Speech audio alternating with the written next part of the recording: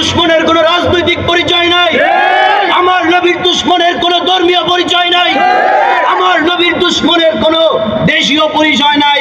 সে পুরা গোটা মানব জাতির দুশমন, সে গোটা জাতীয়তার দুশমন, সেটা বিশ্ব জাতির সভ্যতার দুশমন। বলা যাবে না অমুক ধর্মের লোক অবমাননা করেছে, অমুক হিন্দু ধর্মের লোক, খ্রিস্টান ধর্মের লোক, না, তার ধর্মের পরিচয় নাই। আর আমার নবীকে যে অবমাননা করবে তার একটাই শাস্তি, তার দুনিয়াতে বেঁচে থাকার কোনো অধিকার, তার দুনিয়াতে বেঁচে থাকার অধিকার নাই। অতএব আমি বাংলাদেশ যে অন্তর্বর্তীকালীন সরকার আছে তার কাছে সবিনয় অনুরোধ করছি, আপনি বিশ্বনবীর পক্ষ অবলম্বন করুন। আর ভারতের বিরুদ্ধে আপনি অ্যাকশন নিন।